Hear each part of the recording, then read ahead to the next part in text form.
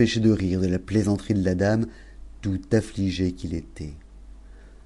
Madame, reprit-il en pensant tout autre chose qui le désolait dans l'âme, je vous assure qu'il n'est rien moins que ce que vous vous imaginez. Ce n'est là que mon ordinaire, bien simplement. Comme il ne pouvait se résoudre de se mettre à une table qui n'avait pas été préparée pour lui, il voulut s'asseoir sur le sofa, mais la dame l'en empêcha. Que faites-vous lui dit-elle. Vous devez avoir faim après le bain. Mettons-nous à table, mangeons et réjouissons-nous. Amgiad fut contraint de faire ce que la dame voulut. Ils se mirent à table et ils mangèrent.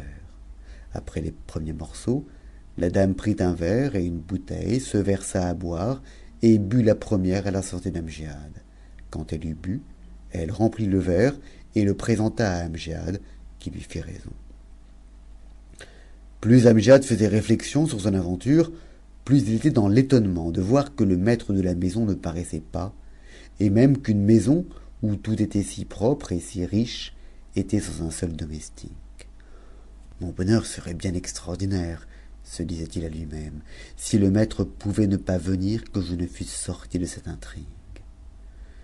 Pendant qu'il s'entretenait de ces pensées et d'autres plus fâcheuses, la dame continuait de manger, buvait de temps en temps, et l'obligeait de faire de même.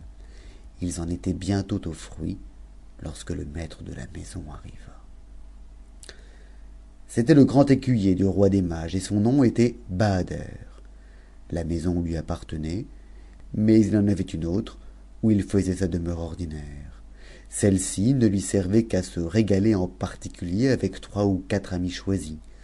Il y faisait tout apporter de chez lui, et c'est ce qu'il avait fait faire ce jour-là par quelques-uns de ses gens, qui ne faisaient que de sortir peu de temps avant que Amgiad et la dame arrivassent. Bahader arriva sans suite et déguisé, comme il le faisait ordinairement, et il venait un peu avant l'heure qu'il avait donnée à ses amis. Il ne fut pas peu surpris de voir la porte de sa maison forcée. Il entra sans faire de bruit, et comme il eut entendu que l'on parlait et que l'on se réjouissait dans la salle, il se coula le long du mur et avança la tête à demi à la porte pour voir quels gens c'étaient.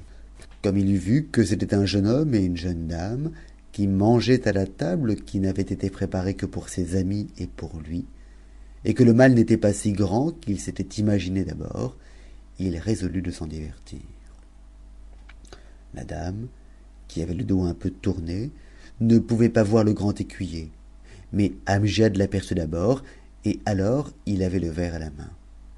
Il changea de couleur à cette vue, les yeux attachés sur Bahader, qui lui fit signe de ne dire mot et de venir lui parler.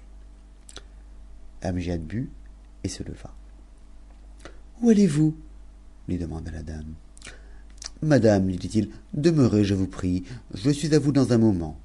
Une petite nécessité m'oblige de sortir. » Il trouva Bahader qui l'attendait sous le vestibule et qui le mena dans la cour pour lui parler sans être entendu de la dame. Scheherazade s'aperçut à ces derniers mots qu'il était temps que le sultan des Indes se levât. Elle se tut et eut le temps de poursuivre la nuit suivante et de lui parler en ces termes. Fin de la 208e nuit, section 63. Enregistré par Aldor. Cet enregistrement fait partie du domaine public.